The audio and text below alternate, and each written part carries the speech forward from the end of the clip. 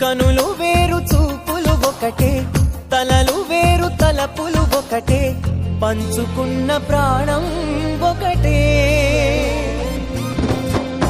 ఎదలు వేరు స్పందన ఒకటే, పెదవిలోని ప్రార్థన ఒకటే, ఒకరికన్నా ఇష్టం ఒకరే.